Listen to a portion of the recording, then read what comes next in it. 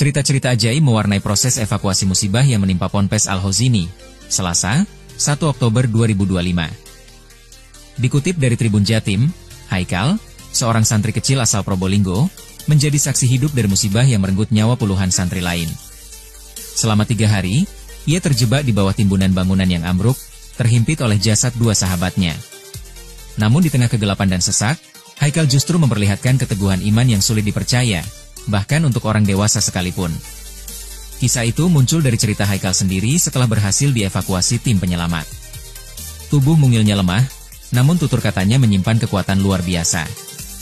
Ia mengisahkan bagaimana dirinya dan beberapa temannya yang masih hidup di bawah reruntuhan berusaha tetap menegakkan salat berjamaah. Malam itu, saat azan Isya seakan bergema hanya dalam ingatan mereka, Haikal membangunkan seorang temannya yang tergeletak di sampingnya. Ayo salat, katanya sembari menepuk tubuh sahabatnya. Sang teman masih sempat menjawab, siapa yang jadi imam? Lalu tiba-tiba, ada yang memimpin bacaan salat, meski Haikal sendiri tak tahu siapa sosok yang mengimami di tengah kegelapan. Namun, ketika waktu subuh tiba, Haikal kembali mengajak sahabatnya untuk bangun. Ia menepuk bahunya lagi. Kali ini tak ada jawaban. Saat itulah, Haikal sadar, sahabatnya telah pergi untuk selamanya.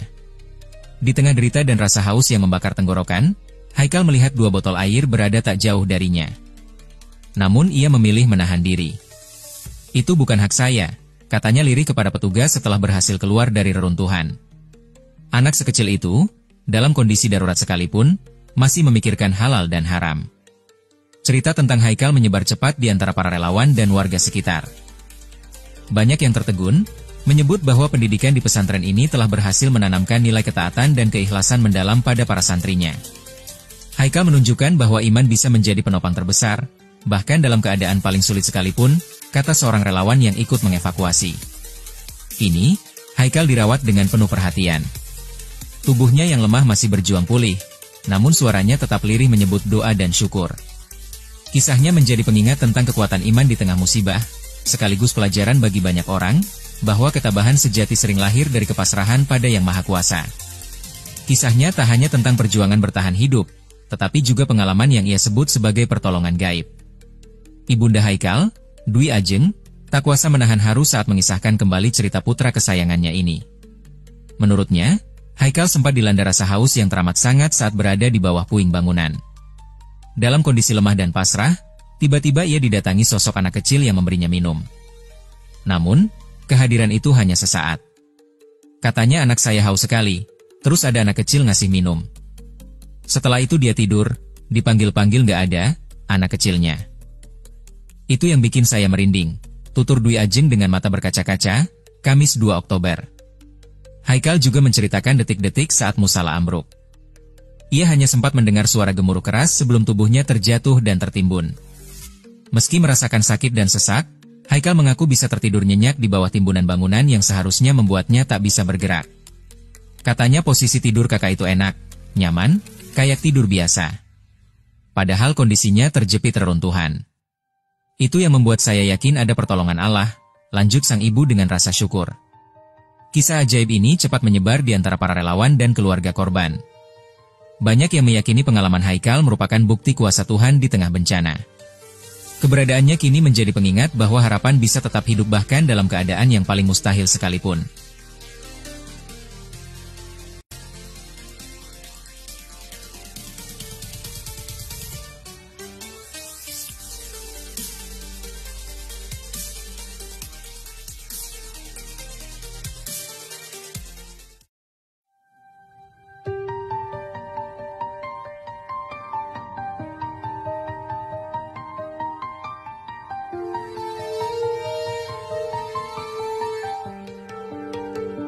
Tim SAR gabungan masih fokus upaya pemindahan material atau puing-puing bangunan yang runtuh.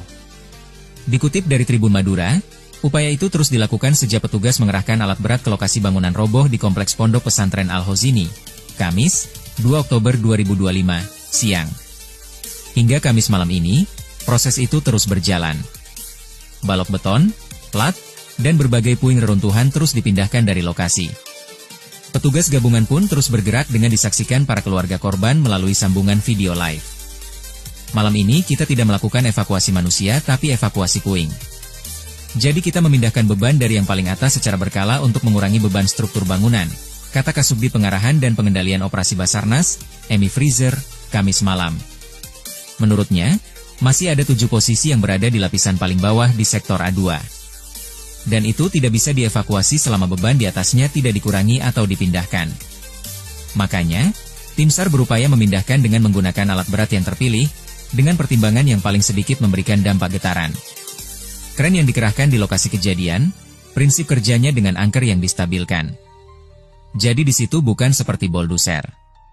Semakin jauh kren ini bergerak, beban angker atau batang kren, maka beban yang diterima kren semakin besar. Kendalanya, kata dia, kondisi bangunan yang sangat tidak stabil lantaran semua tiang penyangga sudah roboh. Dan beban di atas semua bertumpuk sampai yang paling bawah.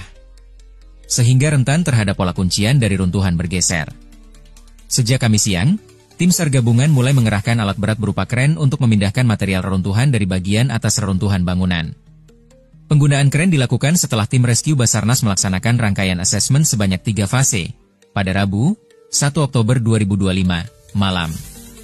Pada fase pertama, tim melakukan pengecekan tanda-tanda kehidupan di site A1, A2, dan A3 dengan cara memanggil korban secara bergantian. Namun hasilnya nihil. Fase kedua dilanjutkan dengan penggunaan search kamera yang menjangkau celah hingga kedalaman 5 meter. Hasilnya, juga tidak ditemukan tanda-tanda kehidupan. Kemudian, fase ketiga dilakukan dengan wall scan Super 400 untuk mendeteksi keberadaan orang di balik reruntuhan dinding beton. Hasil pemeriksaan tidak menemukan adanya tanda napas maupun denyut nadi. Tak berhenti di situ, tim rescue beralih menggunakan multi-search seismic scanner. Peralatan ini berfungsi menangkap getaran dan suara kecil dari dalam reruntuhan untuk mengidentifikasi kemungkinan adanya korban hidup. Selama proses asesmen dan reasesmen, area lokasi reruntuhan disterilisasi agar tidak ada suara tambahan yang memengaruhi hasil deteksi. Secara paralel, tim BNPB juga mengerahkan drone thermal untuk memperluas pencarian tanda-tanda kehidupan dari udara. Setelah seluruh tahapan memastikan tidak ada respons korban dari balik reruntuhan, tim SAR gabungan bersama pihak keluarga sepakat untuk memulai proses pemindahan material dengan kren. Upaya ini dilakukan secara bertahap agar tetap menjaga keselamatan tim di lapangan. Selain membersihkan material di bagian atas, tim SAR gabungan bersama pihak terkait juga memasang shoring atau penyangga di titik rawan. Shoring ini digunakan untuk menjaga kestabilan reruntuhan saat proses pembersihan dilakukan. Mungkin saya luruskan dulu ya. Ini malam ini kita tidak melaksanakan evakuasi, tetapi kita memindahkan puing. Karena evakuasi itu lebih merujuk kepada manusia yang kita pindahkan. Jadi kita memindahkan beban yang ada pada bagian paling atas secara berkala untuk mengurangi beban struktur yang di bawah. Karena kita ketahui masih ada 7 posisi yang berada di lapisan paling bawah di sektor A2. Ini kondisi ini tidak bisa dipindahkan atau dievakuasi selama beban yang di atas ini tidak dibuang atau tidak dipindahkan. Maka upaya kita lakukan adalah memindahkan beban ini secara perlahan dengan menggunakan alat berat yang terpilih. Maksudnya adalah alat berat yang paling sedikit memberikan dampak getaran. Kita ketahui prinsip kerja kren itu adalah dengan anchor yang distabilkan. Jadi di situ tidak dia bergerak seperti dozer. Ya, dia kren standby, posisi sudah stabil, baru kemudian kerennya itu yang berjalan. Maju, mundur, muter, dan sebagainya itu kren. Nah, semakin jauh kren ini bergerak menjauhi dari batang tubuh atau dari anchor point, maka beban yang diterima oleh ujung kren ini akan semakin besar.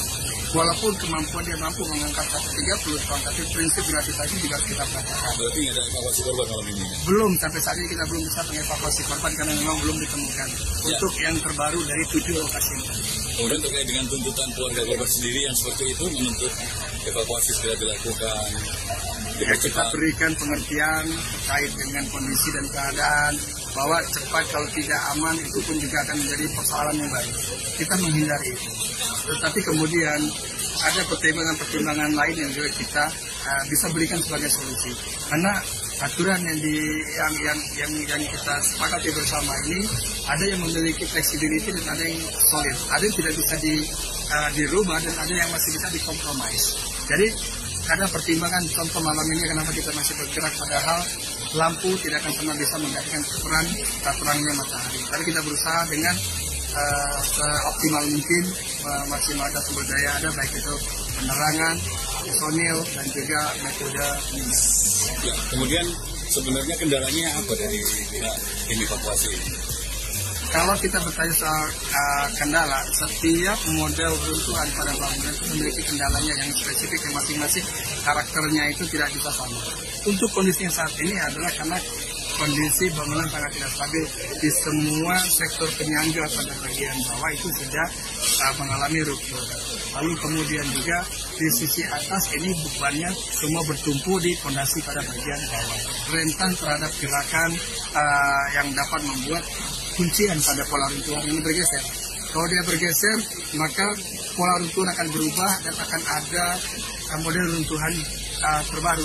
Contoh seperti kemarin kasus kejadian di hari kedua, di mana pada malam hari terjadi kegempaan di Sumeneb. Dampaknya kita rasakan, dan tadinya jaraknya 15 cm antara lantai dengan border di atas, setelah gempa ternyata ada penurunan sampai 5 cm. Dan itu membuat semakin sempit ruang yang kita hadapi di dalam. Nah, kita mau mengurangi efek itu, tapi kalau kegempaan itu kan di luar dari kemampuan kita. Pencegahan yang kita lakukan di kegempaan kan tidak ada, hanya ada sebuah kewaspadaan dan sebuah SOP berperencanaan. Tribun X menghadirkan lokal menjadi Indonesia.